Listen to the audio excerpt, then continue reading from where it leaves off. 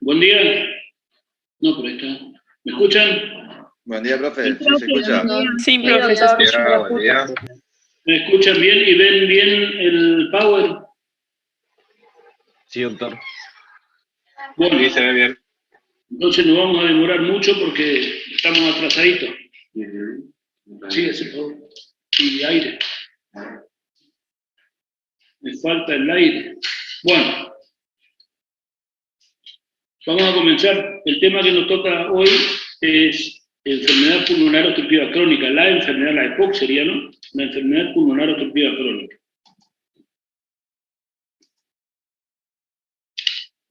Rápidamente, esto voy a pasar rápido porque en realidad yo creo que ya se habló en algún punto acerca de los síndromes bronquiales, bronquitis crónica, bronquitis crónica simple.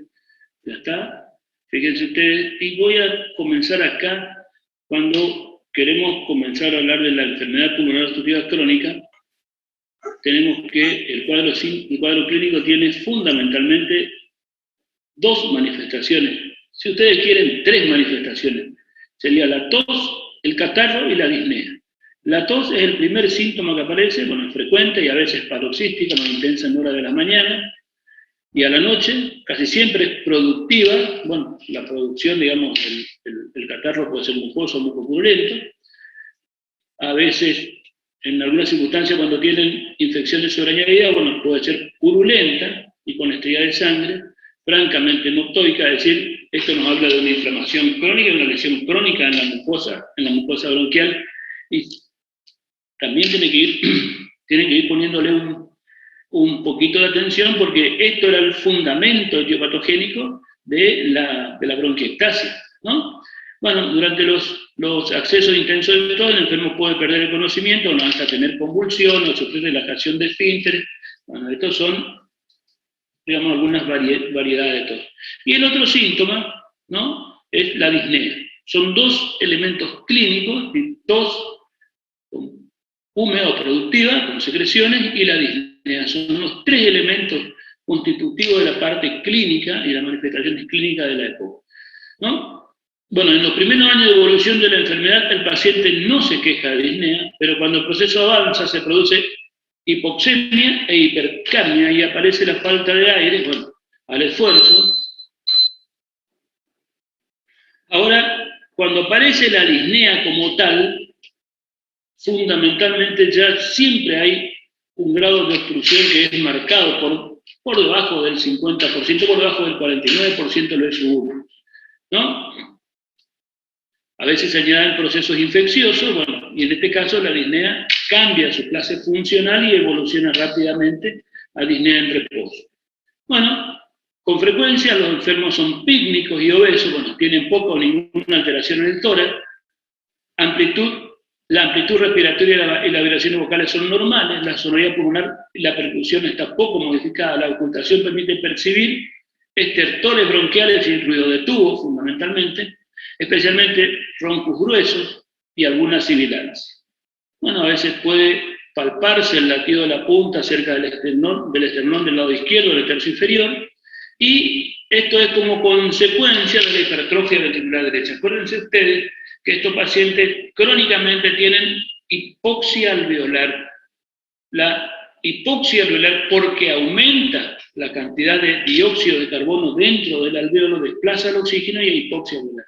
La hipoxia alveolar condiciona vasoconstricción capilar pulmonar. La vasoconstricción capilar pulmonar aumenta la resistencia vascular pulmonar. Y el aumento de la resistencia vascular pulmonar es lo que se conoce como hipertensión pulmonar. La hipertensión pulmonar produce sobrecarga ventricular derecha y hipertrofia ventricular derecha, ¿no?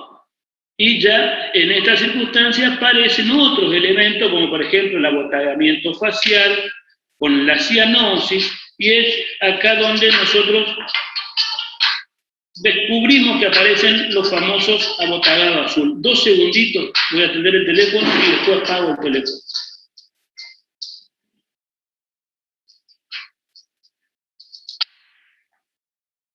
Sí.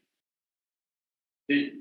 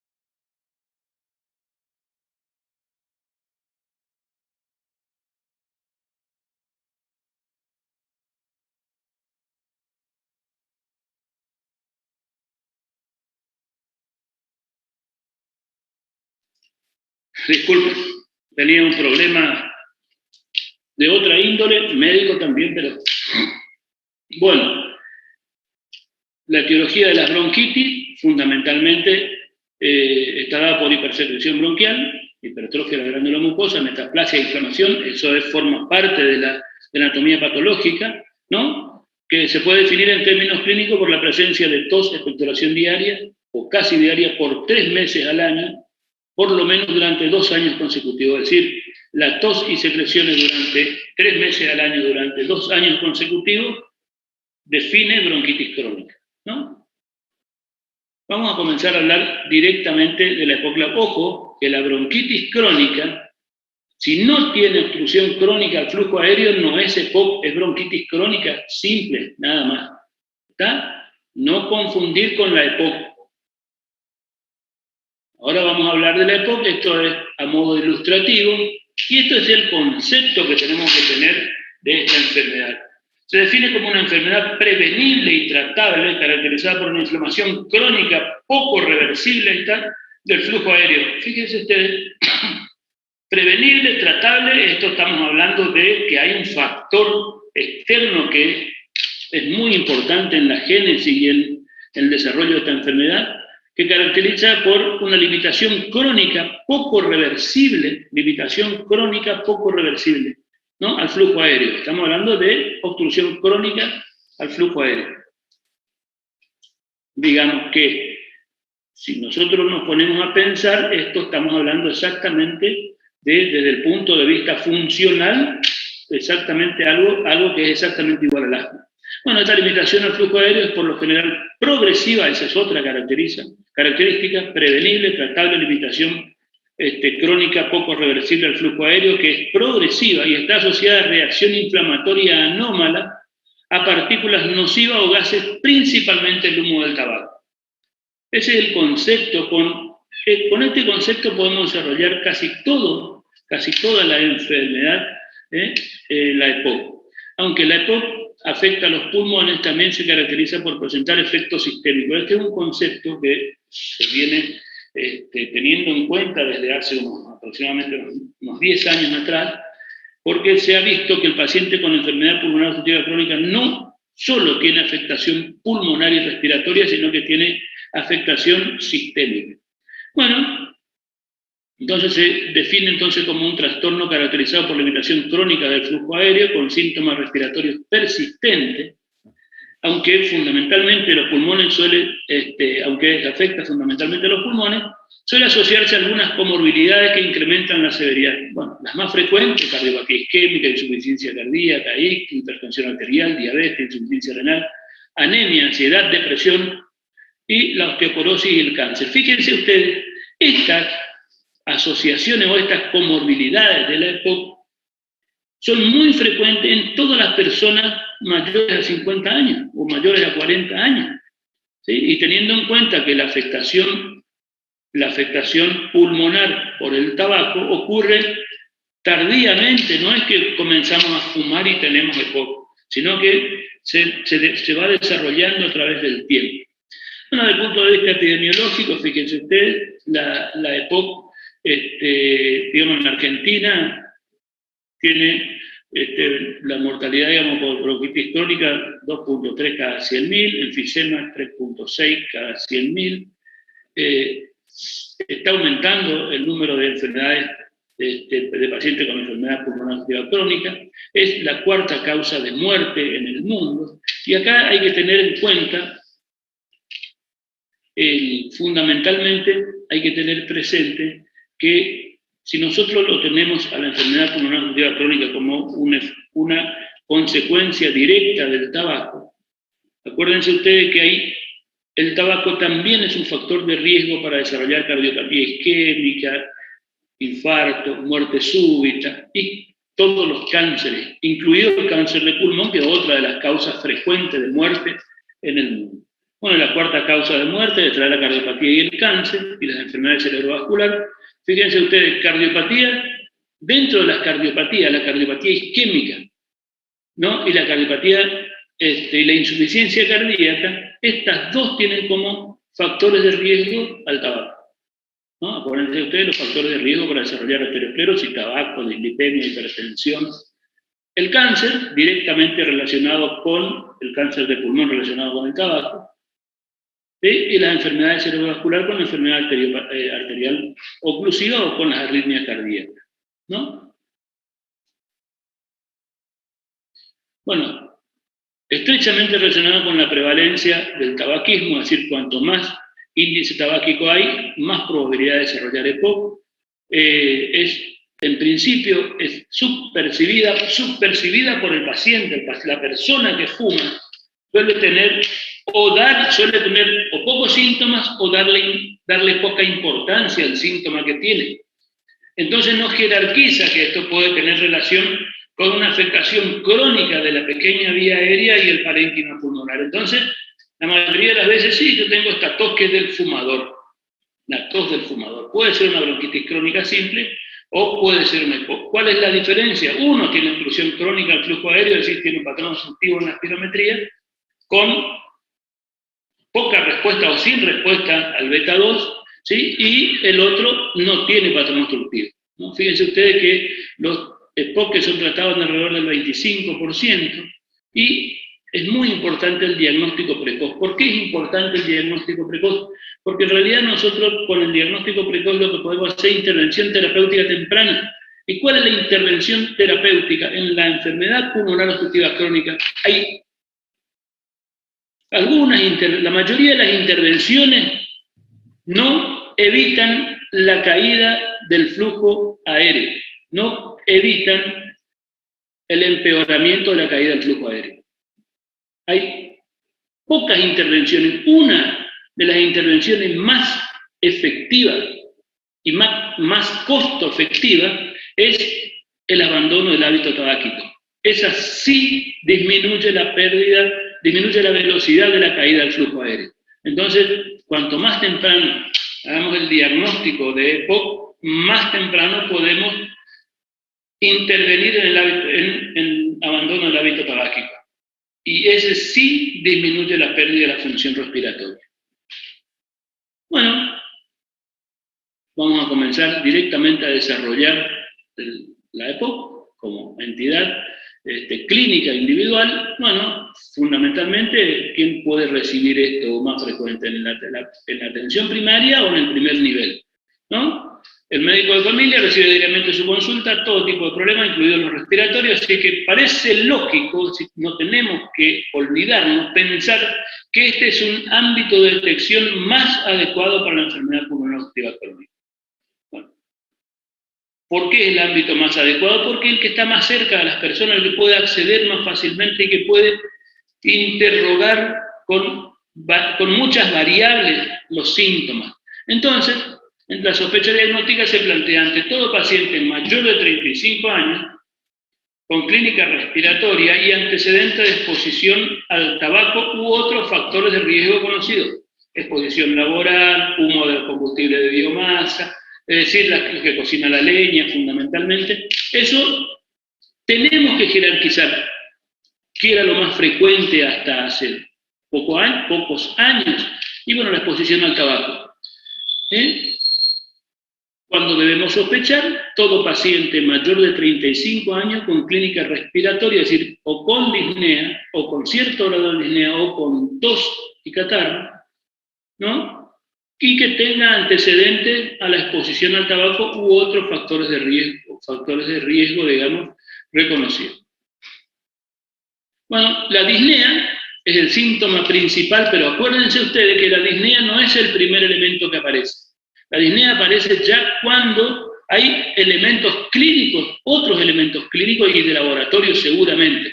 No es el síntoma principal y, bueno, se debe clasificar según la escala la escala modificada, digamos, de la Medical Research Council, no sé cómo se llama, modificada, ¿no? Y puede acompañarse de tos crónica, sibilancia y expectoración. Habíamos dicho que tos crónica, expectoración y disnea, en ese orden, ¿sí? Entonces, esta es la escala que cada vez se utiliza más para clasificar la clase funcional de la disnea en los pacientes con EPOC y establece 5 grados. 0, 1, 2, 3 y 4. El grado 0, el paciente que fuma, tiene las características y factores de riesgo, ausencia de disnea, excepto al realizar ejercicio intenso, se llaman actividades no habituales. Grado 1, disnea al caminar rápido por terreno llano o por una pendiente poco pronunciada. Grado 1. Fíjense, esta es un poco distinta a la que nosotros conocemos, pero tenemos que tratar de comenzar a aprender esta clasificación cada vez mejor. Grado 2, disnea que produce incapacidad para mantener el paso de otras personas de la misma edad caminando en un terreno llano, es decir, claro, o necesidad de pararse y descansar. Digamos, cuando esta persona camina en un terreno llano a un ritmo de paseo, tiene necesidad de pararse y descansar, o no le puede seguir el paso a una persona de la misma edad en un terreno llano. Grado 3, disnea que produce necesidad de tener que pararse para descansar al caminar unos 100 metros, es decir, disnea a los 100 metros, ¿no? O a los pocos minutos después de caminar por un terreno llano. Hay que interrogar cuánto camina, por dónde camina, cuántos metros camina, si es 100 metros menos, tiene disnea grado 3. Y grado 4 es una disnea que impide al paciente salir de la casa. Fíjense ustedes que no es la misma que la que nosotros conocemos del American College, que es la clase 4 es disnea de reposo, ¿no? Disnea que impide al paciente salir de la casa o que aparece con actividades como vestirse o desvestirse. Digamos, clase 0 prácticamente no tiene disnea con ejercicio intenso. Clase 1, a caminar por terreno llano o una pendiente poco pronunciada. Grado 2, no puede seguirle a una persona a la misma edad con necesidad de pararse, no puede seguirle al mismo paso. Grado 3, camina menos de 100 metros o a los pocos minutos tiene necesidad de pararse. Esta es la clasificación que tenemos que tener presente de la disnea, ¿sí? Y acuérdense que los síntomas son tos crónica, ¿no?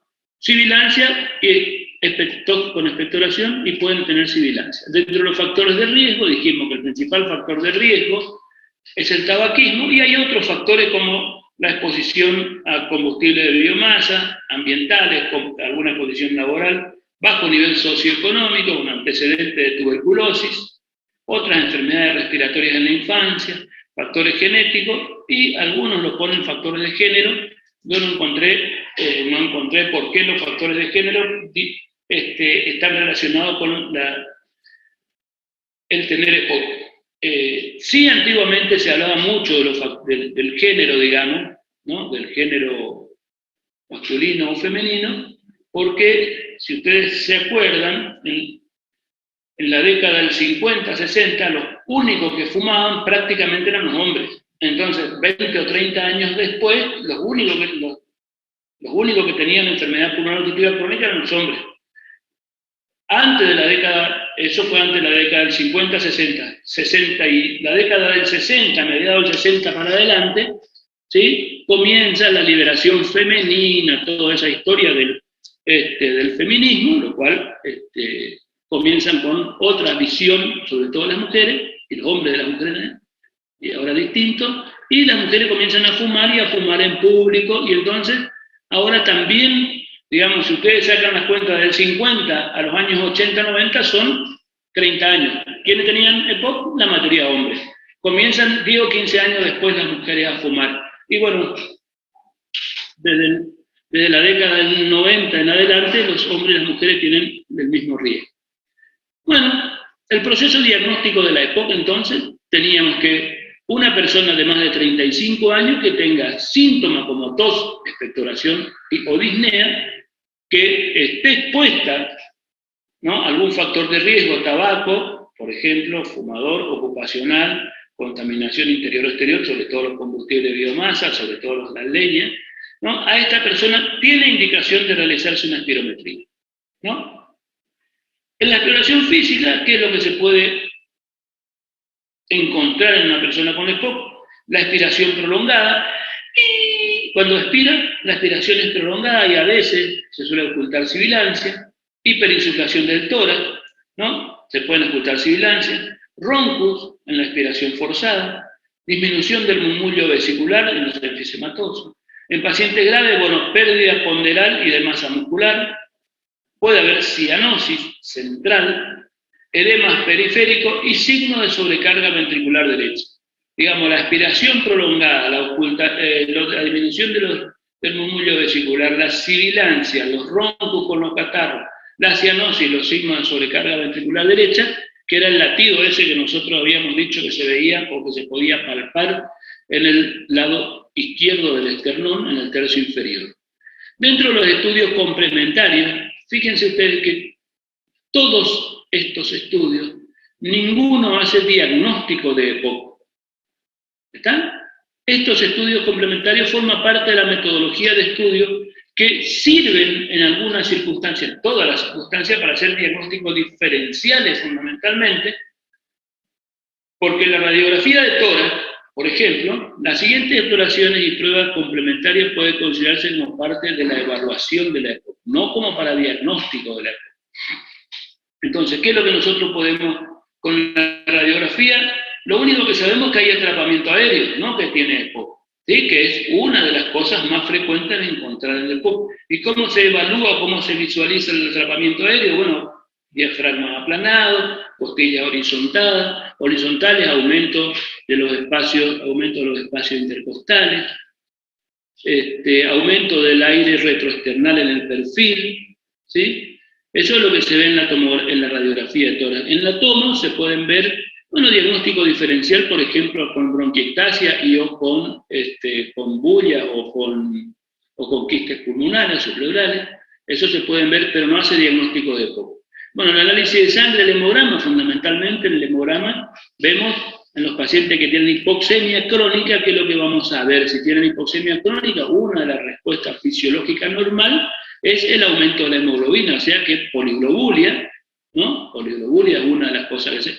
También podemos ver anemia, ¿no? Pero la anemia integrando otro elemento, digo la poliglobulia como parte de una respuesta orgánica normal hacia la hipoxemia crónica. Y después en las personas de menos de 30 años que desarrollan EPOC o síntomas y tienen diagnóstico de EPOC, hay que dosarle alfa-1 antitripsina. En las personas que tienen esputo, tratar de cultivar, ya habíamos dicho que teníamos que, es mejor tener un germen en el esputo para poder tratarle adecuadamente y dirigir el tratamiento en internaciones posteriores. La oximetría de pulso. La oximetría de pulso en líneas generales uno le hace a todos los pacientes que tienen disnea, ¿no? A cualquier paciente que tiene disnea se le coloca el oxímetro de pulso. ¿Y qué es lo que vamos a ver ahí? Bueno, desaturación o saturación normal. Desaturación. Y desaturación en la enfermedad pulmonar obstructiva crónica, en un pulmón normal, por debajo del 93%. ¿No? Una persona que satura por debajo del 93%, ya podemos decir que tiene hipoxemia leve. Cuando satura por debajo de 90, ya estamos en condiciones de decir que tiene insuficiencia respiratoria, o sea que hipoxemia severa, ¿no? Y a eso, si nosotros pensamos que tiene hipoxemia severa porque satura menos del 90%, la indicación en las personas que tienen disnea, en cualquier contexto, y más en las personas con enfermedad pulmonar obstructiva crónica, con esa saturación hay que hacerle una gasometría arterial. Esa es la indicación de gasometría arterial en el paciente con EPOC. O si no, en los que tienen disnea de reposo en la reagudización. Electrocardiograma para valorar fundamentalmente si hay alguna cardiopatía o los signos de sobrecarga ventricular derecha, el eco lo mismo. El test de marcha a los 6 minutos para ver el impacto funcional que tiene la enfermedad en el individuo. El test de volúmenes pulmonares en las circunstancias en las cuales tenemos patrón restrictivo o patrón mixto para, digamos, si tenemos un patrón restrictivo o un patrón mixto, lo que pedimos es medir la capacidad pulmonar total. Con la capacidad pulmonar total aumentada es un atrapamiento aéreo por EPOC. Y el test de difusión de CO2 para hacer diagnóstico diferencial con el A. Bueno, la prueba de imagen, elegimos la radiografía, no es necesaria para establecer diagnóstico, ¿no? Puede ser de utilidad en diagnóstico diferencial y para establecer, bueno, otras comorbilidades respiratorias, fibrosis pulmonar, por ejemplo, bronquiectasia, enfermedades pleurales, cardíacas, bueno. La radiografía normal, estas son las características que suele ser normal o presentar anomalías mínimas hasta en un 50% de los casos. Los cambios radiográficos más característicos incluyen, estos son los cambios radiográficos característicos de la enfermedad pulmonar obstructiva crónica, ¿no? La tomografía no se recomienda en forma rutinaria, es de utilidad para la bronquiectasia en pacientes con exacerbaciones frecuentes. Eso es lo clave, digamos. Y estos son los elementos, bueno, la hiperclaridad pulmonar es una de las cosas que se suele ver, el aumento del aire retroesternal en el perfil, ¿no? Aplanamiento del diafragma, horizontalización de las costillas, aumento de los espacios intercostales. También están descritos como un cambio la hiperclaridad de los vértices pulmonares, fíjense ustedes. Esto es lo que se observa en la radiografía de una tomografía, bullas pulmonares o quistes aéreos.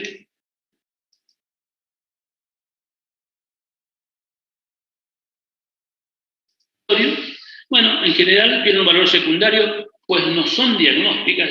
Vimos ya que la tomografía, la radiografía, no son diagnósticas de EPOC, pero pueden ayudar, digamos, en algunas circunstancias, sobre todo para valorar comorbilidad. El hemograma, investigar la presencia de anemia, ¿no? O la presencia de eosinófilos. Bueno, cuando el eosinófilo supera los 8%, los 10% en sangre periférica, se considera un buen marcador para seleccionar los pacientes que van a responder al uso de corticoides. Esto es por ahí lo que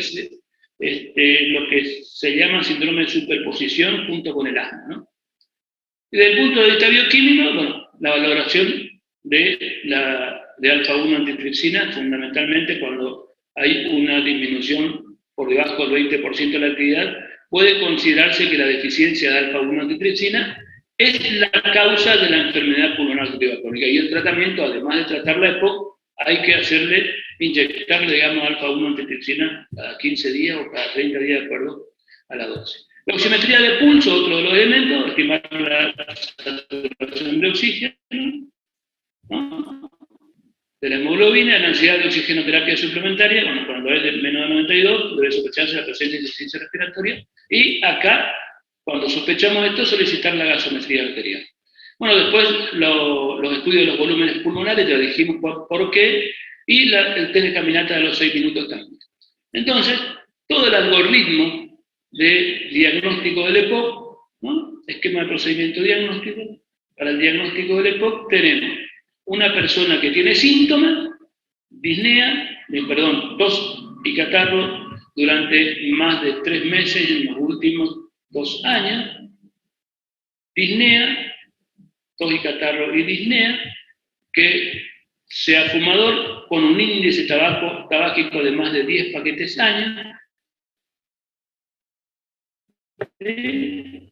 una edad de más de 35 años. Esto es lo que constituye la sospecha clínica para indicar la espirometría con prueba pre- y post-broncodilatadora, ¿no? La espirometría más prueba broncodilatadora, ¿sí?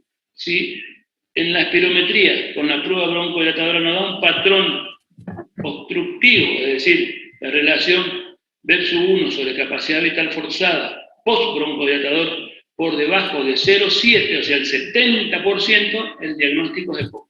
Cuando no nos da, hay que buscar diagnóstico diferencial, o cuando responde hay que buscar diagnóstico diferencial. ¿Está quedando claro hasta acá? ¿Soy claro en la explicación? Si no soy claro, me interrumpen y seguimos conversando o yo le explico. Profe. Sí. Disculpe, yo tengo una pregunta en base a lo que dijo anteriormente sobre el síndrome de superposición. No te escucho bien, ¿podés hablar un poquito más? Para modestia, a ver si levanto el volumen yo acá, porque no te escucho claro.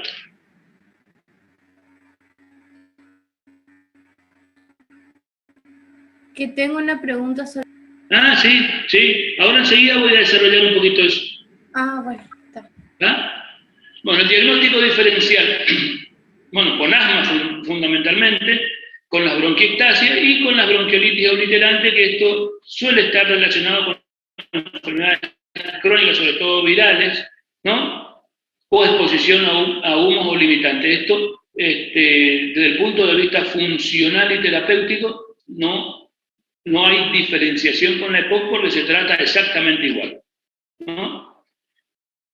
Bueno, y los datos de función pulmonar con los cuales nosotros hacemos el diagnóstico, bueno, el parámetro tradicionalmente utilizado para establecer el diagnóstico y el nivel de gravedad de la EPOC es la función pulmonar.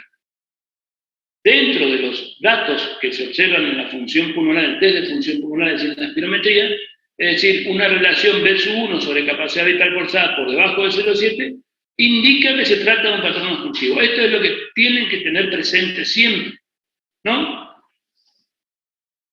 Actualmente, tras el reconocimiento de la EPOC como una enfermedad sistémica, existen otros parámetros que también deben considerarse para ponderar la gravedad de la situación clínica del paciente con EPOC, pero la función pulmonar sigue siendo un parámetro fundamental, porque nosotros establecemos el diagnóstico de EPOC con una relación B/1 sobre capacidad vital forzada por debajo del 70% post-broncodilatador,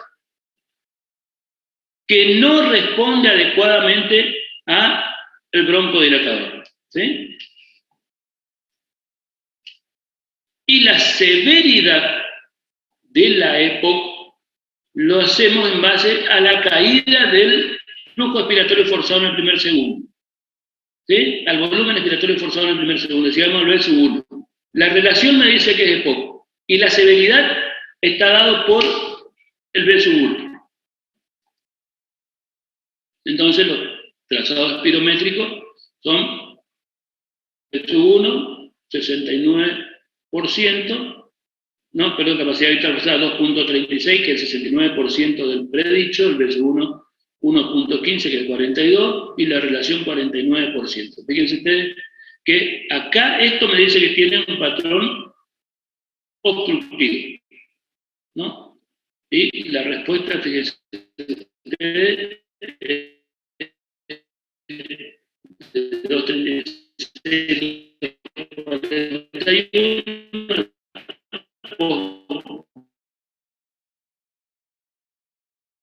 broncodilatador, así que esto.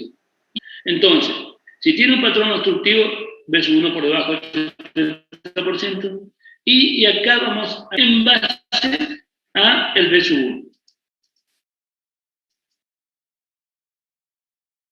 Dato a tener en cuenta, bueno, en la valoración del paciente con EPOC, cuantificación del consumo de tabaco, habíamos dicho, cuanto más alto el índice tabáquico es, digamos, mayor la velocidad de caída de la función pulmonar, la escala de la disnea, el B/1, ahora vamos a mirar, capacidad para realizar ejercicio desde del 6 minutos, número y gravedad de las exacerbaciones, valoración de los signos y síntomas pueden indicar complicaciones de la EPOC, y el índice de masa corporal. Todos estos elementos, una vez que hacemos el diagnóstico de EPOC, tenemos que evaluar porque forma parte de las intervenciones que nosotros vamos a hacer en el paciente con EPOC.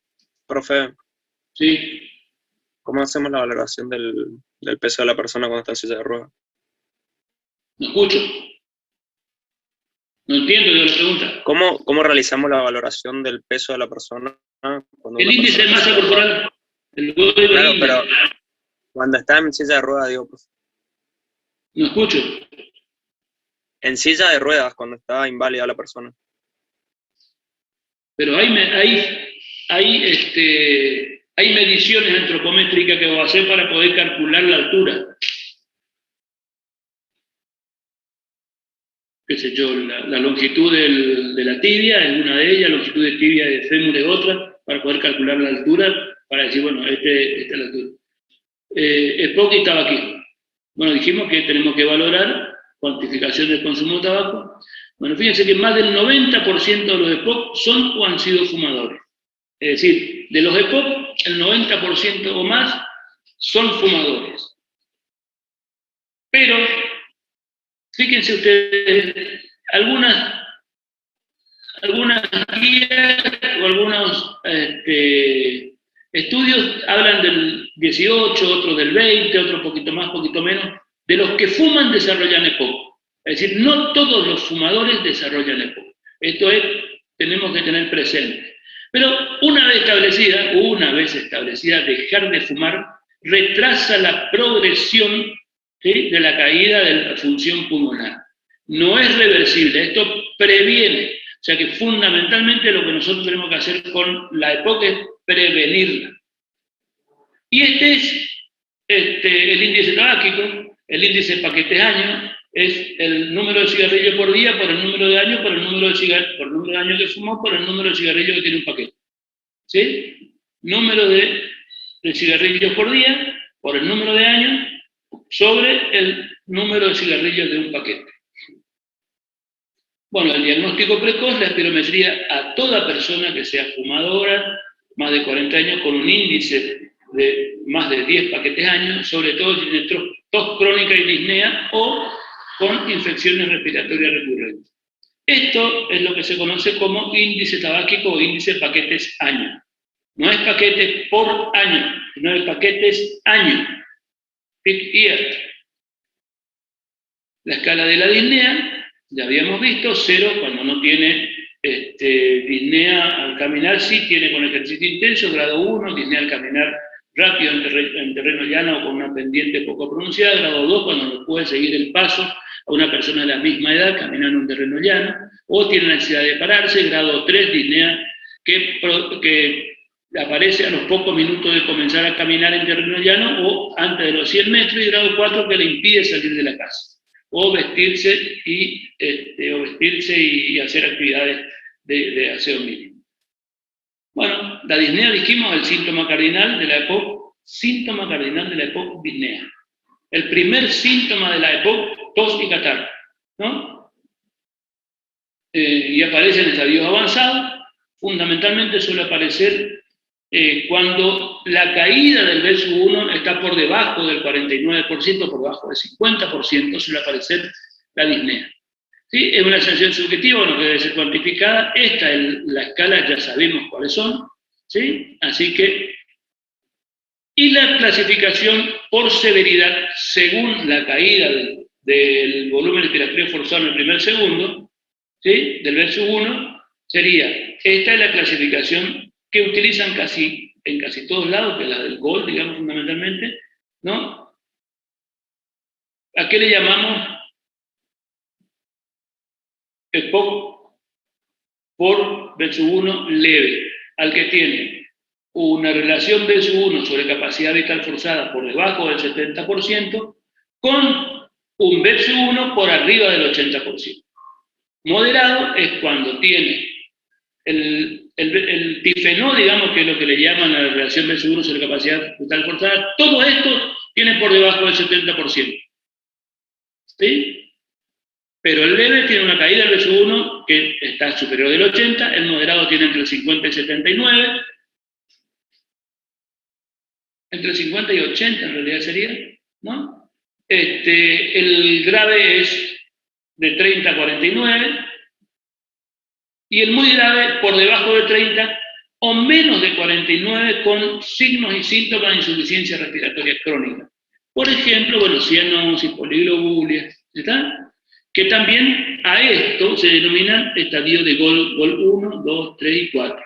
¿Está? Leve, más de 80, 50, 79, grave, 30, 49, y GOL 4, muy grave, menos de 30 del teórico, o menos de 49 con signos y síntomas de insuficiencia respiratoria crónica. ¿Estoy siendo claro hasta acá? ¿Sí? Sí, doctor. También tenemos que valorar en la historia, fíjense que casi todo esto que hacemos nosotros acá es con el espirómetro y muchos elementos clínicos hasta ahora. Hasta ahora prácticamente para hacer diagnóstico, para confirmar el diagnóstico y para la valoración, nada más que la espirometría. ¿Sí? También tenemos que interrogar acerca del número y gravedad de las exacerbaciones. Bueno, las agudizaciones de la enfermedad contribuyen a aumentar el grado de deterioro. Cuanto más estable están, más tiempo estable se mantienen, menos velocidad de caída de la función pulmonar. Pero cuando tienen reagudizaciones, cae mucho la función pulmonar. La recuperación o el alta después de una reagudización nunca sale con la misma función pulmonar que la que estaba antes, ¿no? La agudización de la enfermedad pulmonar contribuye a aumentar el grado de deterioro de la función. Esta consideración, observada recientemente, supone una modificación de la clásica gráfica de Fletcher que vamos a ver. La observación del número y gravedad de las agudizaciones puede repercutir incluso en el trastorno, en el tratamiento de mantenimiento de la EPOC, la presencia de 2 o más agudizaciones en el último año, eso es clave, especialmente si requieren ingreso hospitalario, indica tratamiento con corticoides inhalados en pacientes con EPOC graves y muy graves. Esta es la gráfica de Fletcher. Fíjense la sobrevida de una persona o la caída, digamos, fundamentalmente del B1, también tiene que ver con la sobrevida de las personas, ¿sí?, de los no fumadores. ¿Qué pasa con la disminución del B1 por año? Que yo le había dado como tarea los otros días, no sé si buscaron, cuál es la velocidad de caída del B1 de las personas normales que no son fumadoras. Fíjense el fumador cómo va cayendo el B1 a través del tiempo. ¿Qué pasa si deja de fumar? Disminuye la velocidad de caída del B1. ¿Sí? Esto es lo que habíamos dicho, intervención precoz, para eso hay que ser sospecha precoz y diagnóstico precoz para hacer una intervención precoz en los pacientes, sobre todo con factores de riesgo. Fíjense ustedes en los que siguen fumando, ¿no? Y fíjense en los que tienen reagudizaciones. Digamos, esta es la gráfica de Fletcher, digamos, que nosotros tenemos que tener por ahí mirando la caída del B1 de una persona no fumadora, de un fumador que deja, esta amarilla, que deja de fumar, del fumador que no deja y no tiene reagudizaciones, y del fumador con reagudizaciones. Digamos, la velocidad de caída del B1, y esto a su vez supone más gravedad y más severidad de afectación, por supuesto, más síntomas en la enfermedad pulmonar obstructiva crónica. ¿Cuáles son las comorbilidades? Bueno, conocemos diabetes, hipertensión arterial, cardiopatía isquémica, insuficiencia cardíaca, cáncer de pulmón. Ojo que el tabaco es un factor de riesgo para desarrollar cáncer de pulmón, el síndrome de apnea y hipopnea del sueño, las infecciones respiratorias, bueno, osteoporosis, depresión, ansiedad, asma es otra de las que se suele superponer, alteraciones musculoesqueléticas, alteraciones nutricionales y anemia. Fíjense ustedes, ligadas a la edad y al tabaquismo y como consecuencia de los efectos sistémicos en la enfermedad, inmovilización y atrogenia. Son fundamentalmente, hay que tener en cuenta, después en el tratamiento vamos a mirar qué pasa con la iatrogenia. El índice de masa corporal y EPOC, bueno, influye a lo largo, fíjense, el índice de masa corporal influye a largo plazo sobre la supervivencia de los pacientes con EPOC, y los pacientes con un índice de masa corporal por debajo de 21 tienen peor pronóstico. Si tienen por debajo de 21, lo que tenemos que hacer es tratar de adecuarle el índice de masa corporal con una buena intervención nutricional. El aumento, ¿no?, del índice de masa en pacientes con EPOC grave, ¿no?, e índice de masa por debajo de 25, influye favorablemente en la supervivencia. Es decir, si tienen menos de 21, peor pronóstico, tenemos que tratar de intervenir y tratar de llegar hasta cerca de 25 para mejorar el pronóstico fundamentalmente. La capacidad de ejercicio, esto se mide con el test de caminata durante 6 minutos, es un parámetro de 6 minutos, otro parámetro de fácil realización, y que sirve para orientar acerca de la severidad. Y esto es algo que se realiza mucho en la actualidad, por la sencilla razón de que no se requiere mucha intervención, digamos mucha infraestructura, y muchas veces la relación entre la caída del B1 y los síntomas no hay buena relación. Uno pensaría que el que tiene un B1 de 35 tendría que tener disnea clase funcional 3 o 4 y tendría que poder caminar y el test de los 100 minutos menos de 150 metros. Pues bien, no siempre tiene esa relación. Bueno, la tolerancia al ejercicio es un buen predictor de supervivencia en el paciente con esto, ¿no?, que habla de la función y la tolerancia a la función fundamentalmente.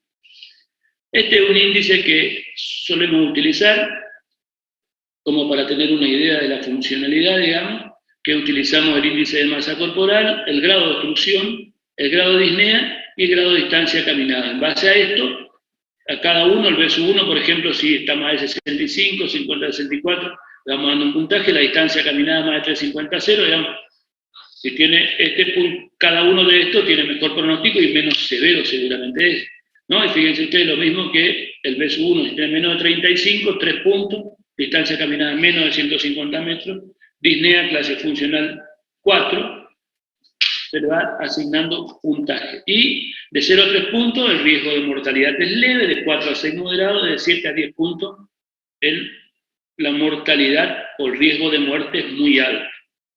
Esto es para establecer un mejor pronóstico fundamentalmente en los pacientes que tienen enfermedad pulmonar obstructiva crónica. Ahora vamos a pensar, una vez que hicimos el diagnóstico, tenemos el pronóstico de estos pacientes, vamos a pensar en tratarlo. Hasta ahora no hablamos del tratamiento y cómo comenzamos el enfoque terapéutico, ¿no? Tenemos que clasificar a los pacientes. Para personalizar el manejo, o sea, el tratamiento de la hipoplasía vigente, clasifican a los pacientes siguiendo algunos criterios diferenciales. Utilizamos casi lo mismo que para los score pronósticos, pero fíjense ustedes que ahora vamos a mirar qué utilizamos según la función pulmonar, el grado de disnea y la historia de reagudizaciones. 3 cosas. Función pulmonar sería la espirometría, ¿no? Con la severidad en el VEC-1, la severidad de caída en el VEC-1. Eso es 1. Grado de disnea, la clase funcional según la escala que habíamos visto recién. 0, 1, 2, 3, 4. ¿No? Y la historia de reagudizaciones, más de 2 reagudizaciones y menos de 2 reagudizaciones. Eso es lo que tenemos que tener presente porque en base a eso nosotros vamos a clasificar a los pacientes para realizar intervenciones medicamentosas terapéuticas. Bueno, la estrategia del GOL, ¿no?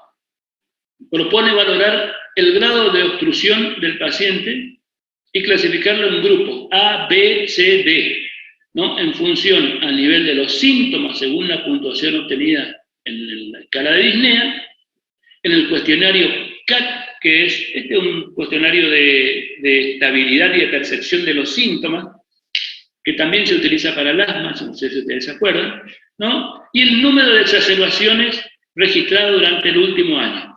Y establece 4 grupos, A, B, C y D. El A y el B, ahora vamos a mirar un cuadrito, el A y el B son de bajo riesgo, pero el grado A es de bajo riesgo, poco sintomático. El B, bajo riesgo, pero con más síntomas. El C es poco sintomático, con alto riesgo, y el D es muy sintomático, con alto riesgo. ¿Qué es esto? A, B, C y D. Estos son de bajo riesgo y estos 2 son de alto riesgo. Estos 2 son muy sintomáticos. Si ustedes miran, ¿no? En la escala, el CAT, un puntaje de menos de 10, un puntaje de más de 10 en el de alto riesgo. En la escala de la disnea, 0,1, ¿sí? En los de pocos síntomas, ¿no? Y en los de más síntomas, un índice de disnea de más de 2. Por supuesto que el bajo riesgo, fíjense ustedes, por menos de 2 exacerbaciones al año y versus 1 mayor al 50%. Bueno, estos 2 tienen mayor al 50% y de acá para arriba están dentro de los bajos riesgos. De acá para abajo dentro de los altos riesgos. Cualquiera de los 2 sería A, B, C y D. Y en base a esto es que nosotros definimos conductas medicamentosas. Esta es otra clasificación, ¿no? De la guía española de la enfermedad pulmonar obstructiva crónica.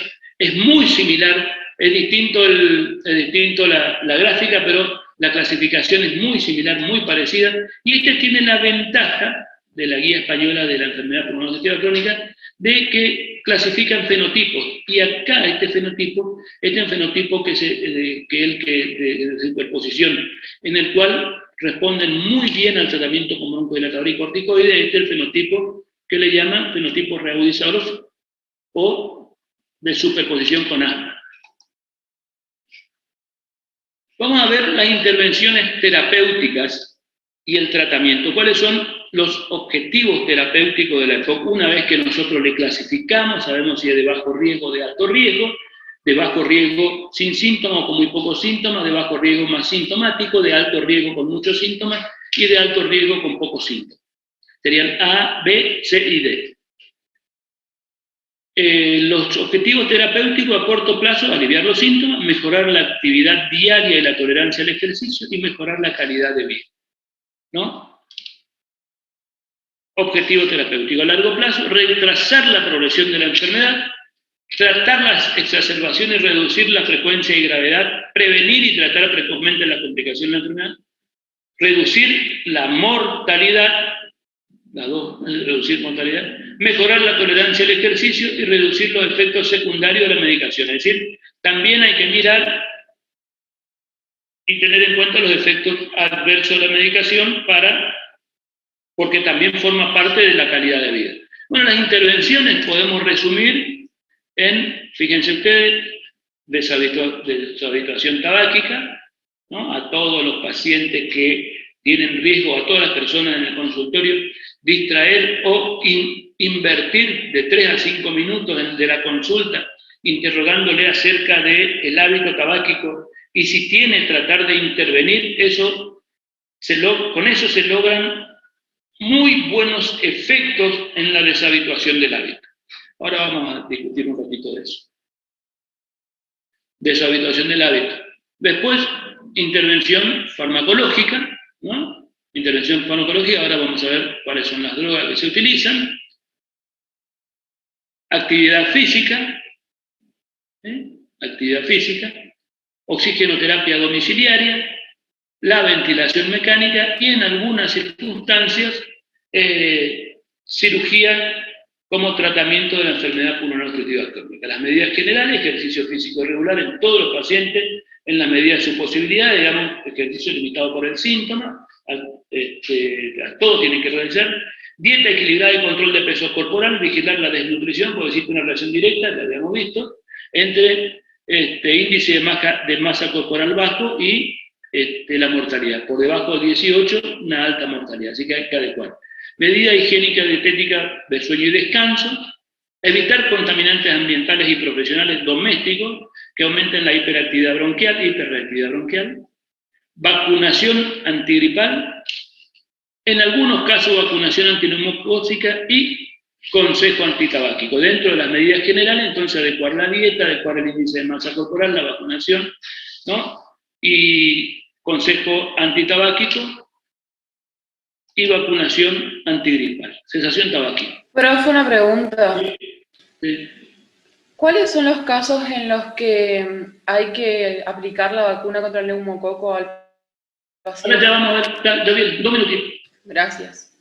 Bueno, en principio te diría que a todos los pacientes con EPOC se debe vacunar con el antineumocócica. Eso ya de entrada tenés que tener ese concepto. Cesación tabáquica. Dejar de fumar, bueno, es la clave, pues es la intervención más eficaz para frenar el deterioro funcional del EPOC. Ya vimos en el grafiquito ese, creo que quedó bien establecido, y no hay otra intervención que disminuya el deterioro de la función. Una vez que hacemos diagnóstico de EPOC, es progresiva la disminución de la caída de la función pulmonar. Digamos, es progresiva la caída de la función pulmonar. Se recomienda, bueno, promover la cesación tabáquica en todos los fumadores mediante el consejo sanitario, la terapia cognitivo-conductual y el tratamiento farmacológico. Bueno, se dispone de terapia sustitutiva con nicotina, bupropión, vareniclina.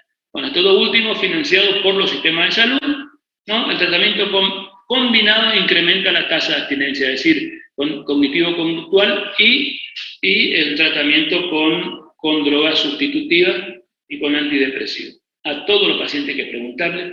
La intervención conductual y cognitiva siempre tenemos que tratar de, bueno, en primer lugar, la cesación tabáquica tiene, ustedes saben que el tabaquismo forma parte de una adicción, digamos, produce adicción, ¿no? Y como todas las adicciones, hay lo que se llama dependencia, la dependencia psíquica y la dependencia física. Y todas las adicciones tienen en su evolución varias etapas, que si uno la quiere graficar o nominar, sería la etapa de precontemplación, de contemplación, de acción y de recaída. Digamos, forma parte de un círculo, digamos, todas las adicciones, ¿no? De precontemplación, ¿qué significa etapa de precontemplación? En el tabaco, en el alcohol, en otras drogas. significa que la persona se droga y no le interesa, ni siquiera sabe, o si sabe, no le da importancia, que lo que le pasa a él está relacionado con la droga que consume. Eso es precontemplación, ¿no? Contemplación es cuando, por intervención de alguien, de la sociedad, de los psicólogos, de los agentes sanitarios, del médico, la persona comienza a pensar que lo que le está pasando, por ejemplo, en la EPOC, la disnea, la falta de aire, la tos y el catarro, el despertar nocturno con mucha tos, las secreciones, es por el tabaco, es por lo que está consumiendo, ¿no? La pérdida laboral, los accidentes de tránsito que tiene, en el caso del alcohol, ahí comienza la etapa de contemplación y ya significa que lo está pensando y comienza a pensar en abandonar el hábito, la etapa de contemplación. Y a partir de ahí hay que trabajar en la etapa de contemplación en 2 o 3 cosas. En primer lugar, en que el hábito de tabaco no se debe abandonar de a poco, hay que dejar de fumar de un día para otro y no volver a fumar más. Ese sería el objetivo del abandono. Pero hay que hacer intervenciones intermedias, como para que nosotros tenemos que saber en la etapa de contemplación, tenemos que saber cuál es la severidad de la afectación de su adicción, ¿no? Entonces ahí se hacen un cuestionario, que es el cuestionario de Farweston se llama, y en el cual sabemos si tiene una dependencia tabáquica, si es leve, moderada o severa. Y en cuanto a si es leve, se hace una intervención, moderada, intervenciones intermedias, y la dependencia severa, por supuesto que hay que hacer todo un tratamiento cognitivo-conductual, un tratamiento sustitutivo, inclusive hasta un mes antes de la fecha que él decide dejar el hábito. Y entonces, una vez que sabemos eso, se le sugiere, mira, ahora, ¿y cuándo vos pensás dejar? Y también cuando piensa dejar, tiene que ser una fecha significativa para la persona, para él, cuando cumpla 15 años mi hija, o cuando mi hija se reciba de médica, dejo de fumar, es decir, se va a recibir, se rinde su última materia en agosto, entonces ya comenzó y ya se comienza a trabajar en mediados de julio o de junio, depende de la dependencia que tenga, del grado de dependencia, se comienza a trabajar con el bupropión, se comienza a trabajar con la vareniclina, unos 15 días antes se comienza con dosis moderada de sustitutiva de nicotina, cosa de que llega el día que la hija se recibió de médica, ojalá que salga bien, ¿sí? Y él deja de fumar. Por supuesto, sigue con la medicación y dejó el hábito. Eso es para disminuir las crisis de abstinencia, ¿sí? Y ya hablamos de cesación tabáquica. Bueno, la vacunación, la vacuna antigripal reduce la incidencia de infecciones respiratorias. Bueno, se recomienda con la periodicidad anual. Las infecciones respiratorias son, sobre todo las canaliculares, son las causas más frecuentes de reagudización en el EPOC. Bueno, también la vacuna antineumocócica, aunque su utilidad es más discutida, ya que solo parece ser efectiva en los pacientes más jóvenes, menores de 65 años, y más graves con un PSU1 por debajo del 50%. Bueno, y estas son las dos, la Pneumovax 23, que sería, o la P23, y la 13, ¿no? Que es la Prevenar 13. Estos son los dos grupos, ¿no? Esta es la P23, se debe administrar en el momento del diagnóstico, y una segunda dosis a partir de los 65 años, con un intervalo mínimo de 5 años entre ambas, la Pneumovax 23. Y la 13 valente, bueno, es una única dosis cuando se hace el diagnóstico. Esto es lo que se discute, pero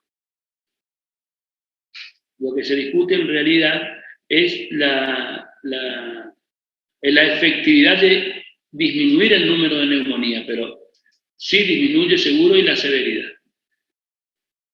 Entonces hablamos de la intervención del índice tabáquico, hablamos de la cesación tabáquica, hablamos de las vacunas, hablamos del índice de masa corporal, la disnea, y tenemos que utilizar broncodilatadores. ¿Cuáles son las drogas que utilizamos en intervención terapéutica? Cuando hablemos del tratamiento de la EPOC, entonces tenemos que evaluar caída del BSU1, Clase funcional de la disnea, reagudizaciones. Y las 4 categorías, A, B, C y D. En base a eso, comenzamos con todos los otros elementos que tenemos para realizar el tratamiento. Bueno, broncodilatador de la EPOC. Fíjense, ningún fármaco ha demostrado reducir la pérdida progresiva de la función pulmonar, ¿no?, a largo plazo, pero sí puede aliviar los síntomas, que era uno de los objetivos terapéuticos que teníamos, aumentar la tolerancia del ejercicio, también eso es bueno, porque mejora no solo la tolerancia, mejora la clase funcional, la sobrevida y el bienestar, digamos, de la calidad de vida, y bueno, y mejora el estado de salud, ¿no? El incremento resultante de la VEX1 es escaso, pero se acompaña de cambios importantes en el volumen pulmonar con reducción del volumen residual, entonces tienen menos trabajo respiratorio, ¿no? Al tener reducción del volumen residual, tienen menos trabajo respiratorio y retraso en la aparición de la hiperinsuflación dinámica. Estos son los efectos farmacológicos de las drogas que nosotros usamos, ¿no? Esto es lo que produce, alivian los síntomas, mejoran la tolerancia al ejercicio, mejoran el estado de salud, reducen el volumen residual funcional y retrasan la aparición de la hiperinsuflación dinámica, eso que quedan inflados todo el tiempo, ¿no? Inflado todo el tiempo, con capacidad vital forzada chiquitita y obstrucción en la salida. Ese es el famoso patrón mixto, ¿de acuerdo? O patrón restrictivo con obstrucción. Este es el grupo de drogas que se utiliza, que son las mismas que se utilizan para el asma, ¿no? Beta-adrenérgico de acción corta, salbutamol, terbutalina, ¿sí? Beta-adrenérgico de acción larga, ¿sí? Tenemos formoterol, indacaterol, el salmeterol, ¿y este qué es? ¿Lo dice? No alcanzo a leer bien, ¿no? Antimuscarínico de acción corta, ifratropio, ¿no? Antimuscarínico de acción larga, bueno, el aclidinio, el glipopirronio, el tiotropio, y después tenemos, estas son las dosis que se utilizan, el salbutamol, por ejemplo, 100 o 200 microgramos, ¿no? Comienza el efecto a los 3 a 5 minutos y dura 4 a 6 horas, lo mismo que la terbutalina, la terbutalina que comienza de efecto un poquito más tarde, y también dura 4 a 6 horas, el formoterol, ¿no? Fíjense ustedes, la dosis de formoterol de 12 microgramos cada 12 horas, o sea, 2 veces al día, ¿sí? Comienza a actuar 1 a 3 minutos y tiene una vida de 12 horas. Por esto es, digamos, la duración de efecto durante 12 horas. Por esto es que el formoterol se utiliza para el tratamiento del asma. Se utiliza para el tratamiento del asma en el asma intermitente. ¿Se acuerdan que poníamos un LABA y corticoide a dosis baja? Porque el inicio del efecto del formoterol es de 1 a 3 minutos. El indacaterol, 150 microgramos por día, inicio a los 5 minutos y tiene 24 horas de duración. El salmeterol, 50 microgramos cada 12 horas, comienza a los 30 minutos y 12 horas de duración. Los antimuscarínicos, el tiotropio, 40 microgramos, comienza el efecto a los 15 minutos, 6 a 8 horas, por esto el tiotropio hay que dar 2 veces al día o 3. El aclidinio, 322 microgramos, comienza a los 30 minutos cada 12 horas. El tiotropio se utiliza de 18 microgramos por día, ¿sí? También comienza a los 30 minutos y tiene 24 horas de duración del efecto. Y después tienen las combinaciones, ¿sí? Las combinaciones, un corticoide, digamos, perdón, un antimuscarínico de acción prolongada y un beta agonista de acción larga. Las combinaciones de estos dos que se utilizan en la EPOC, y ahora ya vamos a ver cuáles son. ¿Cuáles son las drogas? Entonces dijimos, agonista beta 2, ¿no? Acción protectora frente a la broncoconstricción por aire frío del ejercicio, reduce los síntomas matutinos y nocturnos, mejora la calidad de vida, mejora la función cardíaca ventricular al disminuir la resistencia vascular pulmonar, ¿no? Mejora la función de la musculatura respiratoria, reduce el número de neutrófilos y reduce la adherencia a las bacterias, a las células epiteliales. Tenemos los de corta duración y los de larga duración. Corta duración, salbutamol, terbutalina, larga duración, formoterol, salmeterol y el resto de los ovirmones. Los anticolinérgicos disminuyen la hipersecreción mucosa, disminuyen la disnea, mejoran la tolerancia al ejercicio, mejoran la calidad de vida, reducen la hiperinsuflación pulmonar con aumento de la capacidad inspiratoria, ¿sí? Reducen las exacerbaciones y el número de hospitalizaciones. Esto es importantísimo en el paciente que tiene una enfermedad crónica que no se va a curar. Bueno, lo de corta duración ya vimos, larga duración tiotropio y todo el resto. Bueno, este es el bromuro tiotropio, tiene algunas particularidades, es un antimuscarínico, actúa sobre los receptores, los M3 fundamentalmente, ¿no? Que tiene una velocidad de disociación diferente y por eso que tiene una vida media más larga. El efecto clínico ya vimos. Y los efectos secundarios, estos sí, fundamentalmente locales, sequedad de boca es uno de ellos. Las teofilinas, por vía oral o en forma retardada. Bueno, la teofilina, el efecto es un inhibidor de la fosfodiesterasa, tiene más efecto antiinflamatorio como adyuvante antiinflamatorio que otro, ¿no? Broncodilatador menos potente que los beta-2 y bromuro de hipertropio. Margen terapéutico estrecho, bueno, esta es la contra que tiene la teofilina, día 20 microgramos litro. Tenemos que monitorear la teofilinemia al inicio y después cada 6 a 12 meses. Tiene interacción medicamentosa con muchos medicamentos, por eso es que hay que tener cuidado. Tiene frecuentes efectos adversos de interacción, bueno, a ver si está por acá. Sin embargo, mejoran la disnea, mejoran la tolerancia al ejercicio, tienen un probable efecto antiinflamatorio con concentraciones bajas. Bueno, y está particularmente indicado en el fracaso de los otros broncodilatadores, solo se mantiene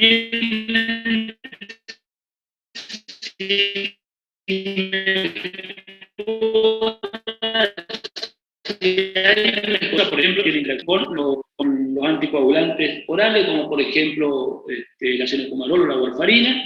Tiene interacción medicamentosa que aumenta mucho la vida media y hay que disminuir la dosis con los macrólidos, con los antibióticos que se utilizan frecuentemente en el manejo de los pacientes reagudizados. Así que hay que tener cuidado, está tomando teofilina 0,3 miligramos kilo por día y resulta que estaba con una teofilinemia de 12 a 14 microgramos litro y de pronto nosotros le agregamos claritromicina y comienza con palpitaciones, temblor, taquicardia, y es porque no bajamos la dosis de la metilxantina. Digamos que eso tenemos que tener presente siempre. Bueno, la base del tratamiento farmacológico de la EPOC son los broncodilatadores. Y acá ya sabe cuáles son, los agonistas beta o los antimuscarínicos, ¿no? Los broncodilatadores inhalados, el fármaco y el dispositivo más adecuado dependerán de las características y de las comorbilidades que tiene el paciente. Pero fundamentalmente son broncodilatadores inhalados el fundamento o la base terapéutica. Bueno, actualmente hay disponibles 2 grupos, los beta y los anticolinérgicos. Bueno, esto es un resumen de lo que vamos a tratar ahora, de ahora en más.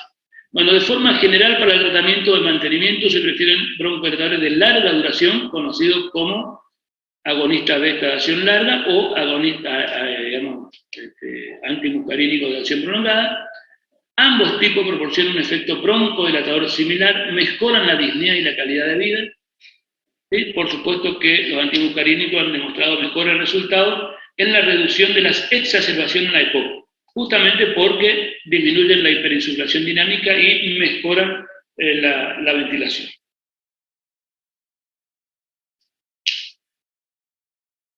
Algunos puntos que tenemos que tener en cuenta en el tratamiento de la EPOC: el tratamiento farmacológico debe ser progresivo, adecuándose a la gravedad de la obstrucción y de los síntomas, así como a la respuesta del paciente a los diversos tratamientos. Fundamentalmente mejora la sintomatología y la tolerancia al ejercicio. Los broncodilatadores inhalados agonistas beta y los anticolinérgicos son la base del tratamiento sintomático. El tratamiento con broncodilatadores de acción corta debería utilizarse a demanda para el alivio inmediato de los síntomas en los pacientes con EPOC. Fíjense ustedes que siempre el agonista beta de acción corta o el antimucarínico de acción corta, cualquiera de los dos de acuerdo a la respuesta, siempre se debe usar como rescate en la enfermedad pulmonar obstructiva crónica. Así que eso le damos siempre. Los broncodilatadores de acción larga deben utilizarse en pacientes con EPOC y síntomas permanentes. La combinación de broncodilatadores de acción larga debe realizarse en los pacientes con EPOC que persisten sintomáticos a pesar de la monoterapia. Es decir, qué sé yo, en el estadio C, ¿se acuerdan? A, B, C. C tiene síntomas, le ponemos siempre le damos el broncodilatador, el beta 2 de acción corta, y le damos un LABA o un SABA. Perdón, un LABA, ¿sí? O un, ¿qué dije yo? Un LABA, sería un antimucarínico, o un beta 2 o un LABA. Cualquiera de los dos. Y a pesar de tener el broncodilatador y el otro broncodilatador de acción corta y el de acción prolongada, persisten con síntomas, se les suma otro de acción prolongada. A ver si está por acá.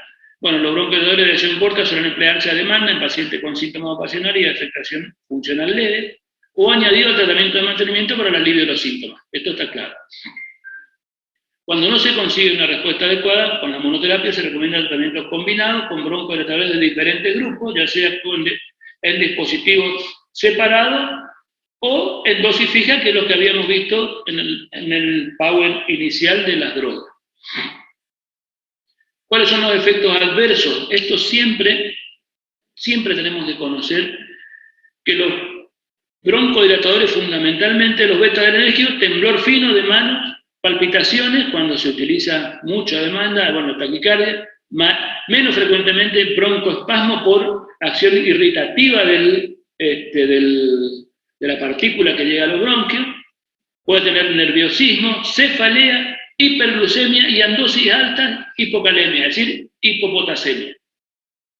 Efectos adversos de los broncodilatadores beta-adrenérgicos. De los anticolinérgicos, fundamentalmente, sequedad de boca, cefalea, nerviosismo, menos frecuentemente broncoespasmo, y en los que tienen glaucoma, fíjate, empeora el glaucoma de ángulo cerrado, puede tener retención urinaria, estreñimiento, palpitaciones y excepcionalmente arritmia. Esto tenemos que conocer los efectos adversos de los broncodilatadores, los beta-adrenérgicos y los anticolinérgicos. Los corticoides inhalados, ¿no?, en monoterapia, no deben utilizarse en la EPOC. Es decir, no es como el asma. Esta es la gran diferencia. Los corticoides inhalados deben utilizarse en pacientes con EPOC estables grave o muy grave, con un BES1 por debajo del 50%, que sufren frecuente exacerbación.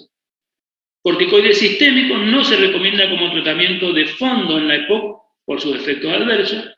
Suele ser útiles en las exacerbaciones en pacientes ambulatorios tras un tratamiento de urgencia y no más de 2 semanas, no más de 15 días. Después de una reagudización, en los pacientes con EPOC suelen llevar en forma ambulatoria corticoides sistémicos, pero no más de 2 semanas. Corticoides inhalados, ¿a quién y cuándo? Bueno, EPOC moderado grave con BES1 por debajo de 50, 2 o más exacerbaciones en los años anteriores, es decir, en los últimos 12 meses. Prueba broncodilatadora positiva, ahí está. ¿Qué significa que tiene prueba broncodilatadora positiva? Y que tiene una superposición entre EPOC y asma. Si se dispone de un marcador biológico que demuestre la presencia de eosinófilos, como por ejemplo, bueno, una eosinofilia, puede ser uno de los datos, ¿no?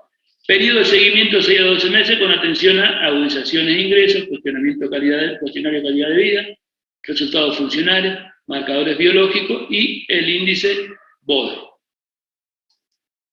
Los efectos adversos de los corticoides, ¿cuáles son?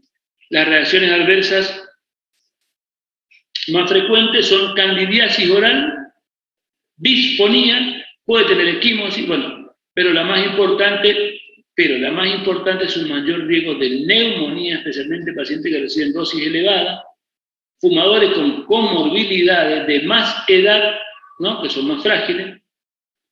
Sin embargo, el uso de corticoides inhalados no se asoció con mayor mortalidad. Es decir, hay más probabilidad de tener neumonía y tener en los pacientes de más edad, pero aparentemente no se asocia con mayor mortalidad.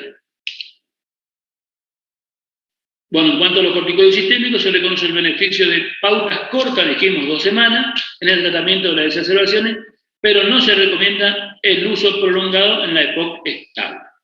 Bueno, ¿cuáles son la combinación de fármacos que realizamos en la EPOC? Un segundito.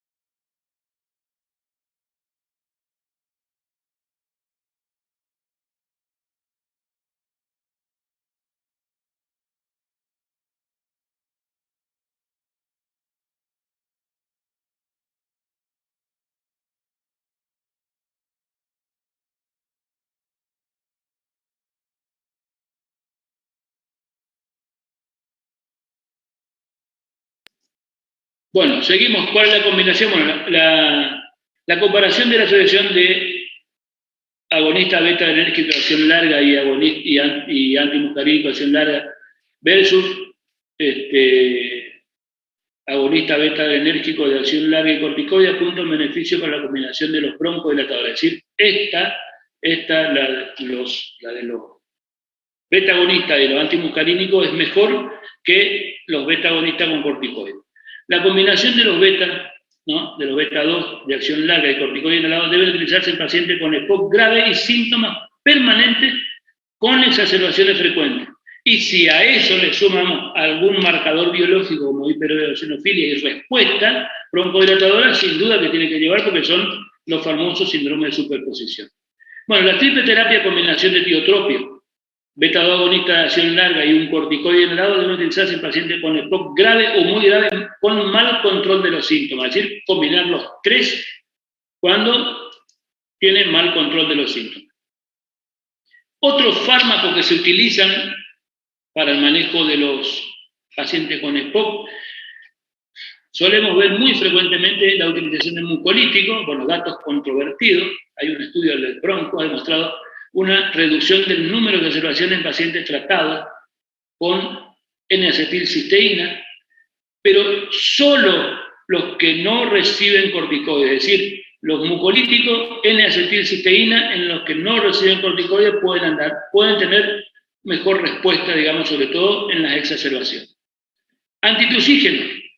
Los antitusígenos no deben utilizarse en pacientes con EPOC y vemos frecuentemente que suelen dar, ¿no? Antibióticos. Los antibióticos no deben utilizarse de forma profiláctica en los pacientes con EPOC. La estatina y los macrólidos, bueno, posible efecto antiinflamatorio. Los macrólidos cada vez tenemos más datos que avalan la utilización. Y después tenemos los inhibidores de la fosfodiesterasa 4, el proflumilac, que recibe, de reciente comercialización, ya se utiliza hace 3-4 años, ¿no? Reducen la exacerbación y marcador inflamatorio de pacientes con EPOC, ¿no? Este es un inhibidor de la fosfodiesterasa 4, es de la fosfodiesterasa 1 y 2 es la metilxantina. ¿Qué otro tratamiento podemos utilizar? El tratamiento, la oxigenoterapia crónica domiciliaria, ¿no? Oxigenoterapia crónica domiciliaria como tratamiento del EPOC. Disminuye, ¿cuáles son los efectos? Disminuye la policitemia, mejora la hipertensión pulmonar, mejora las condiciones neuropsicológicas y aumenta la supervivencia. Fíjense, la única intervención terapéutica que aumenta la supervivencia es la oxigenoterapia crónica domiciliaria. Y por supuesto, si uno lo interpreta en ese sentido, la cesación tabáquica sería la otra. ¿Cuáles son las indicaciones de oxigenoterapia crónica domiciliaria en pacientes con EPOC? Está indicado en los que tienen la PaO2 por debajo de 55 milímetros de mercurio, por debajo de 55. Si la PaO2 está entre 55 y 59 y se acompaña de cor pulmonar. El cor pulmonar es una insuficiencia cardíaca derecha producida por hipertensión pulmonar, que a su vez es secundaria a una hipoxia alveolar crónica. Es decir, ¿cuál es la indicación de oxigenoterapia crónica domiciliaria en el EPOC? Cuando la PO2 está por debajo de 55 milímetros de mercurio, o cuando está entre 55 y 59, en lo que se acompaña de cor pulmonar, o hematocrito por arriba del 50%, eso me habla de poliglobulia, ¿no?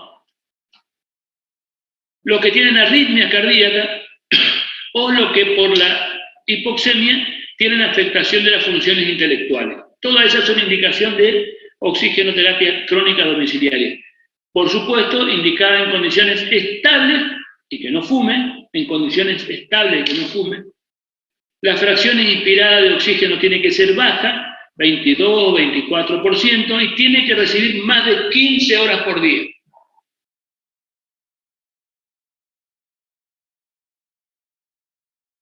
En pacientes sin hipoxemia, fíjense ustedes, si le damos, cuando no tiene indicaciones, no mejora la supervivencia, pero reduce la disnea de esfuerzo y aumenta la distancia de ambulación, así que puede mejorar la capacidad de ejercicio.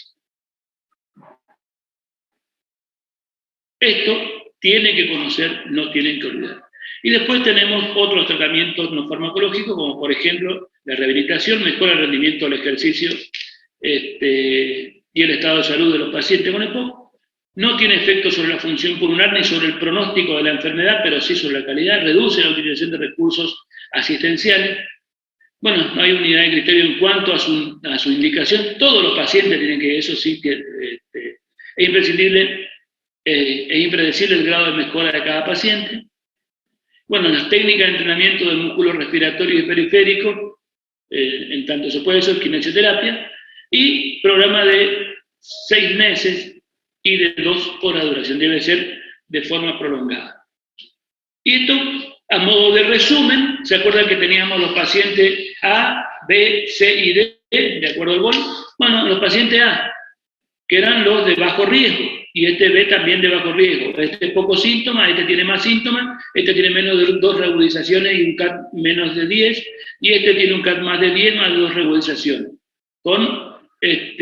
Los dos tienen un BEP-1 por arriba del 50% y un índice de TIFE-No por debajo del 70%.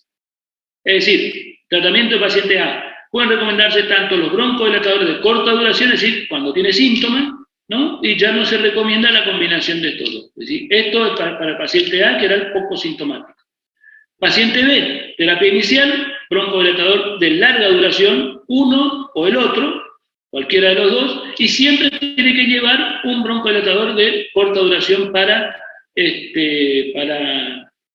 cuando tiene síntomas.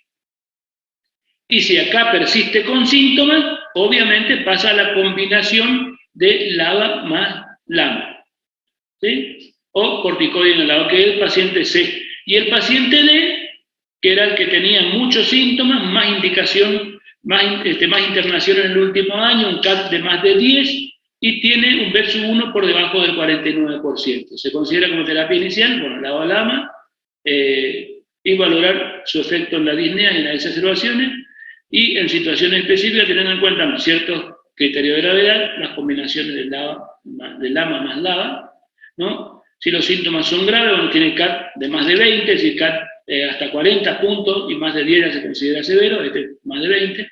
Sobre todo se asocia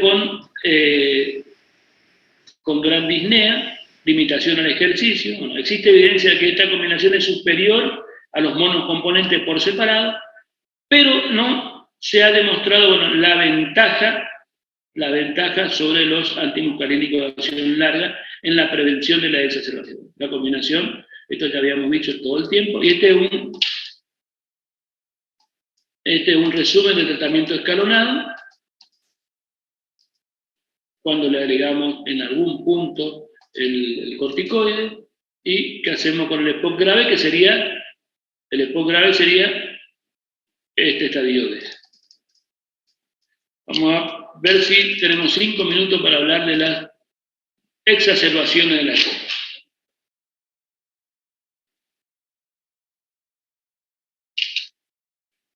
Voy a descansar 2 minutos y ustedes pregunten 2 minutos. Doctor, le hago una pregunta. ¿Me escucha? Sí. Sí. En el caso del grupo de pacientes A, ¿se le da SABA o SAMA? ¿Sí? Además, ¿Me escucho? en el grupo de pacientes No te entiendo bien la pregunta. No, el volumen de tu audio parece que no es... ¿Doctor? ahora menos. No te escucho nada. Arce, Juan Carlos. Doctor, Tengo yo problemas. creo que está preguntando tratamiento de los pacientes que están clasificados como A. ¿Me escucho? No entendí. El tratamiento para los pacientes con EPOC tipo A.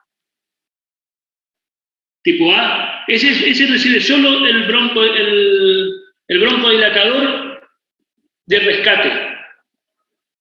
Persiste con síntomas, le das un antimuscarínico o un beta-2 estimulante de acción prolongada, más el de rescate. Esa era la pregunta. Ese sería el tratamiento del EPOC tipo A. Esa era la pregunta, yo le dije nomás, doctor, gracias. Gracias. Bueno, vamos a ver las exacerbaciones. No existe una definición aceptada por todo, digamos, de regularización, bueno, pero casi todas las definiciones requieren los siguientes puntos. Fíjense ustedes. Aumento de los síntomas respiratorios. Duración mínima que lo distinga de la variabilidad diaria y necesidad del cambio de tratamiento. ¿Cuáles son los síntomas respiratorios de la EPOC? Nosotros en líneas generales decimos que la EPOC tiene tos cotidiana, tos con una variabilidad diaria, digamos, que a veces tosen más a la mañana, o algunos tosen más a la noche, 5 o 10 minutos después de acostarse, tosen 2 o 3 minutos, dejan de toser, duermen toda la noche, a la mañana siguiente tosen de vuelta, y ya después durante el día andan relativamente bien. Tienen secreciones que deben ser, vamos a suponer, tienen secreciones de característica mucosa y un determinado volumen, ¿no? Y tienen disnea con una clase funcional. Resulta que comienza por ahí la tos a toser todo el día, entonces algo cambió en su síntoma. La variación diaria no es que tenía un patrón diario, no, ahora tose todo el día, hay un cambio. Eso es sinónimo de exacerbación. O cambios de características en las secreciones, se ponen purulentas, eso habla de exacerbación. O aumento de la clase funcional de la disnea, cambia la disnea, eso habla de exacerbación. Cualquier cambio en alguna de esas, hablamos de exacerbación. Eso es lo que tenemos que tener y hay que interrogar, es decir, cambio en la característica de los síntomas. Duración mínima que la distinga de la variabilidad diaria y necesidad de cambio de tratamiento. Bueno.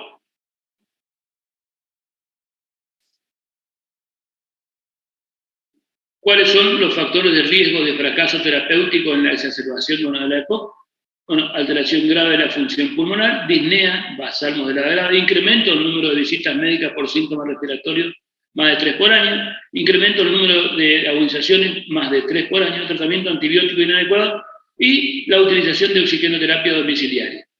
Bueno, fíjense ustedes que en el concepto de definición de la exacerbación es la aparición de un deterioro en la situación clínica del paciente que cursa con aumento en la expectoración, esputo purulento, aumento de la disnea o cualquier combinación de estos síntomas. ¿Sí? Cualquiera de ellos define reagudización. Bueno, entre el 50 y el 75% son de causa de infección. Es decir, ¿cuál es la causa más frecuente de exacerbación de la EPOC? Una infección bacteriana, ¿no? Es más del 50% de hemófilos, influenza, streptoneumoniae, moraxella catarrhalis, el resto causada por virus o clamidia principalmente. ¿Cómo se clasifican las exacerbaciones? Basándose en los criterios de Antonisen, se establecen 3 grados, leve, moderada y severa.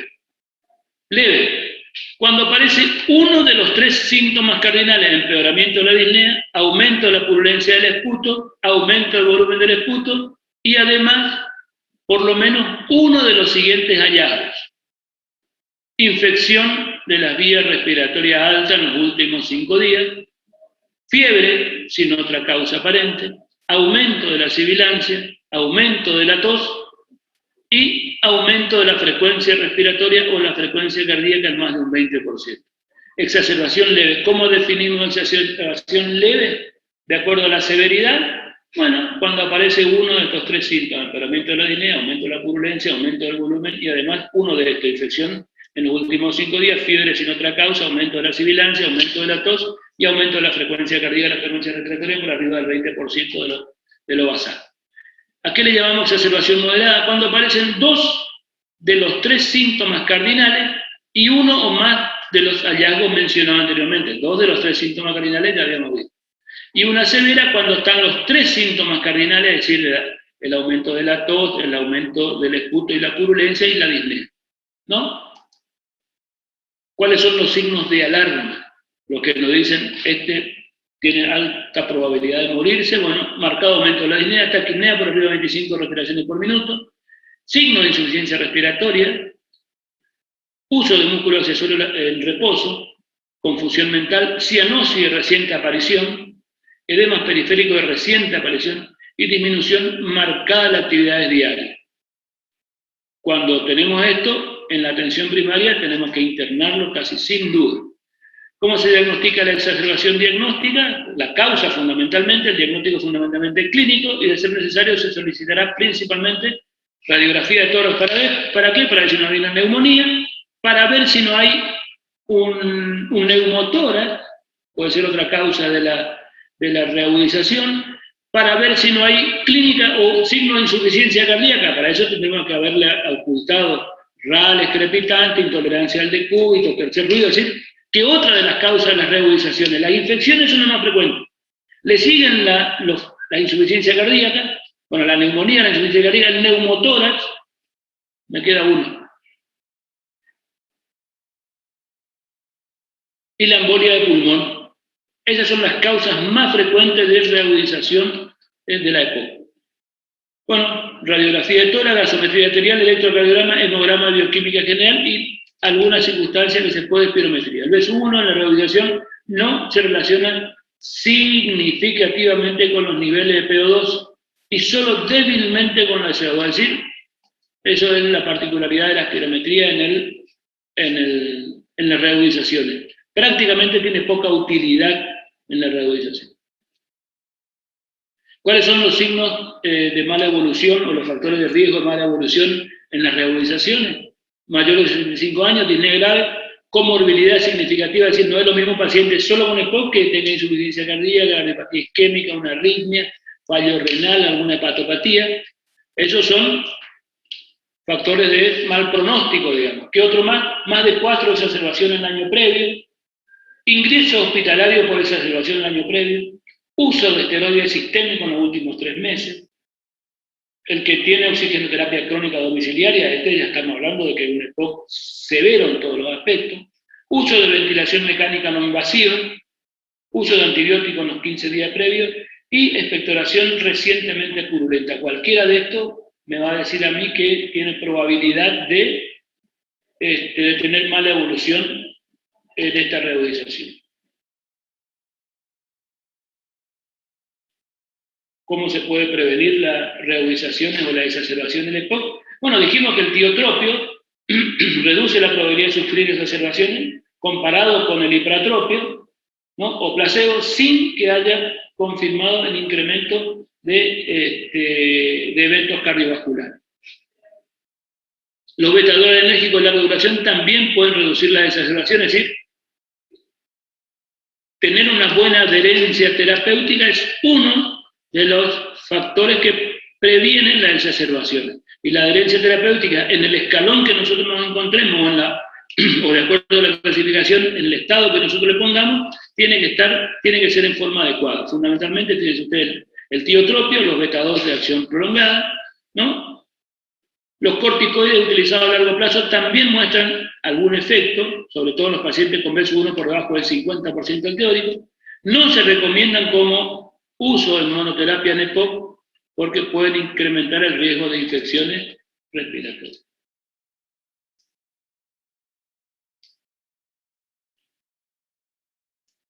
Bueno, las terapias combinadas tienen efectos moderados sobre la reducción de las exacerbaciones. La oxigenoterapia domiciliaria incrementa la supervivencia de los pacientes con EPOC, pero no hay evidencia sobre su efecto sobre que disminuyan las exacerbaciones.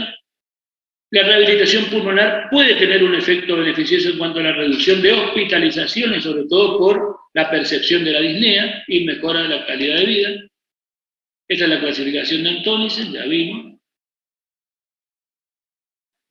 Bueno, la clínica más habitual que se presenta a los pacientes con exacerbaciones es aumento de la disnea, incremento de la tos y de la expectoración, cambio en las características del esputo, que generalmente se vuelve purulento, y ocultación de ronco y sibilancia o disminución de los ruidos respiratorios. Estos son los elementos clínicos de una exacerbación. Las causas ya dijimos cuáles son, ¿no? Dentro de las causas infecciosas ya dijimos la más frecuente y la no infecciosa.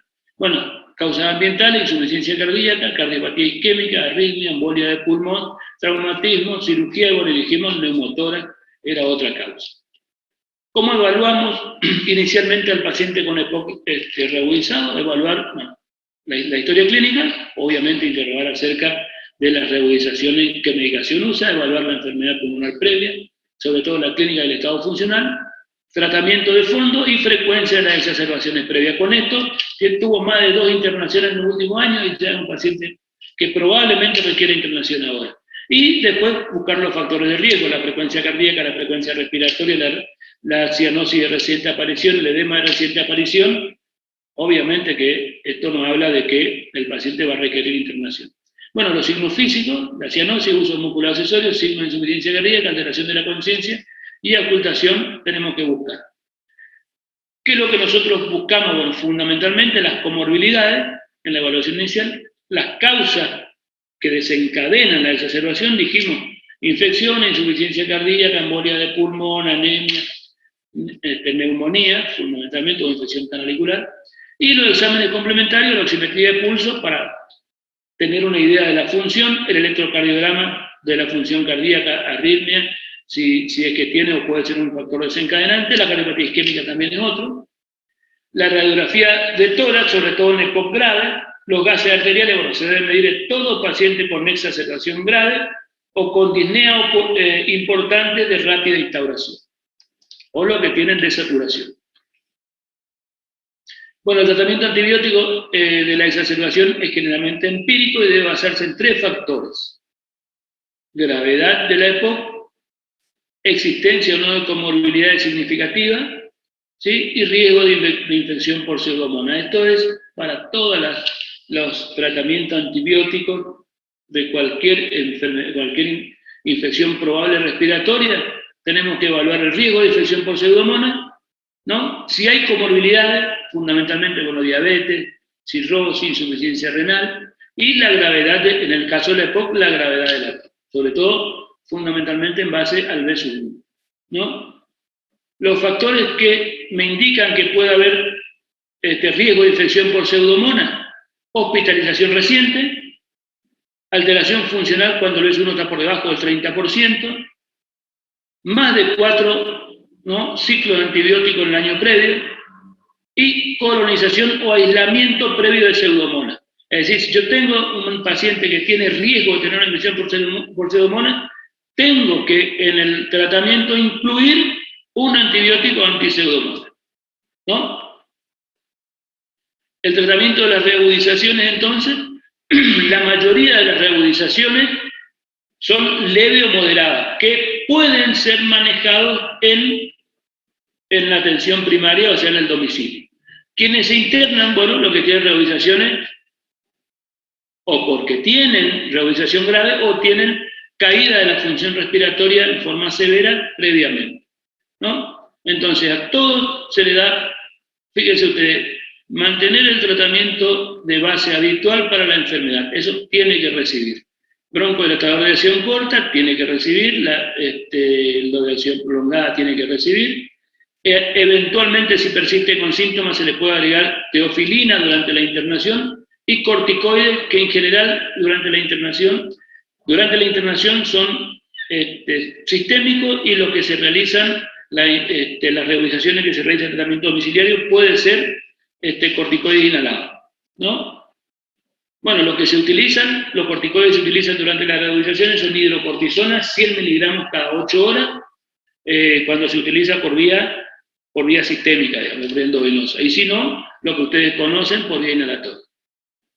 Y en las reducizaciones graves, bueno, por supuesto que a estos todos se internan, y esto se le agrega corticoides, antibióticos, bueno, oxigenoterapia, según la oximetría de pulso, con el objetivo terapéutico de llevar a un oxigenoterapia con fracciones de oxígeno creciente y controlada, con el objetivo terapéutico de llevar a la saturación arterial, la saturación capilar de oxígeno, alrededor del 92%, del 90-92%, no más de eso. Es decir, si respirando aire tiene 89%, le ponemos oxígeno a 1 litro. Si sigue en 89 o se va a 90, quedará con 1 litro. Si no, si tiene 86% y le damos 1 litro y se va a 89, ponemos 2 litros. Se va a 95, bajamos a 1,5 litros. Porque no tiene que tener más de 95% de saturación. Bueno, esto es un resumen de vuelta a la época estable. Esto era para manejo de la exacerbación, esto para que ustedes lean en sus casas. Bueno, ¿dónde se ven las reducizaciones? La mayoría en la atención primaria, y entre el 7 y el 10% ingresa al hospital. ¿Cuáles son las causas? Bueno, infecciones traqueobronquiales, ya dijimos cuáles son. Otras causas de exacerbación, neumotórax, neumonía, cáncer, embolia, derrame pleural, bueno, derrame me olvidé, ¿sí? Y de origen no respiratorio, insuficiencia cardíaca, problemas abdominales, bueno, cirugía, enfermedad por reflujo, desnutrición, miopatía, anemia, son todas causas de reducción. ¿Podemos sospechar que estamos ante una exacerbación infecciosa? Sí, cuando hay aumento de la disnea y el esputo cambia de característica, o sea, se pone purulento. Bueno, esto es más para el tratamiento de la insuficiencia respiratoria, pero bueno, la oxigenoterapia, ustedes ya saben la indicación, conocen las indicaciones. Esto fundamentalmente, más de 15 horas por día, mejora la supervivencia, estas son las indicaciones, ya había visto evolución. Y la ventilación mecánica no invasiva se podría considerar en pacientes con insuficiencia respiratoria hipercápnica y descompensaciones graves, a pesar de un tratamiento adecuado con oxigenoterapia. La oxigenoterapia, la ventilación mecánica no invasiva sería fundamentalmente con CPAP y en algunas circunstancias tenemos una buena respuesta. Tratamiento quirúrgico de la EPOC, no de la cateterización, ¿no? Existen algunas opciones quirúrgicas como bullectomía, técnica de reducción de volumen o el trasplante pulmonar que puede estar indicado en pacientes seleccionados. Bueno, por supuesto que requieren valoración neumonológica, ¿no? Por especialistas en neumonología y en cirugía torácica. Los pacientes que requieren ventilación mecánica también deben ser asistidos por neumonología. Bueno, fíjense, este diálogo está lindo, no te amo. ¿Cómo sabes que es amor? Porque pienso en ti y no puedo respirar. Ah, eso, asma. Bueno, entonces te asma. Y este es el médico de atención primaria, fíjense todo lo que tiene que hacer para optimizar el tiempo. Y acá terminamos, gracias por todo, espero que mi charla haya sido de utilidad y estoy para responder si quieren hacer alguna pregunta. Profe, ¿este Power puede subir a la plataforma? Yo les debo a ustedes 3 clases, así que voy a subir hoy las 3 clases. Dale, gracias, profe. Profe, Sí. ¿no se puede dar antibiótico para profilaxis en el EPOC? No está indicado. Así había dicho.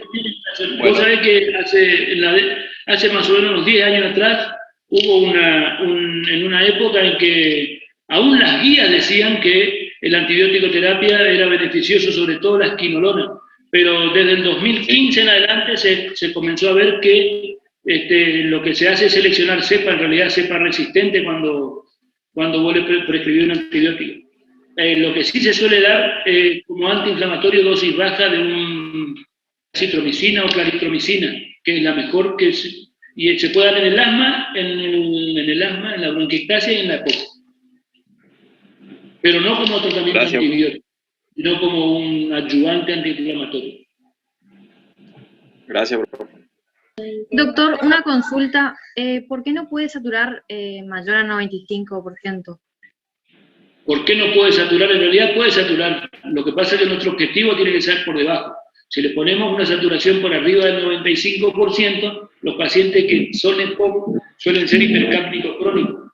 Y el único estímulo para ventilar es la hipoxemia. Entonces, ventilan porque tienen una PO2 baja. ¿Sí?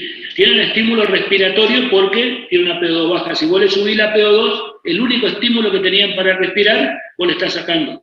Porque ya la hipercapnia ya está saturado, digamos, la respuesta a la hipercapnia. Y ya no responde más, responde solo la hipoxemia. Si vos le aumentás la PO2, no tiene más hipoxemia, entonces pueden hacer paro respiratorio.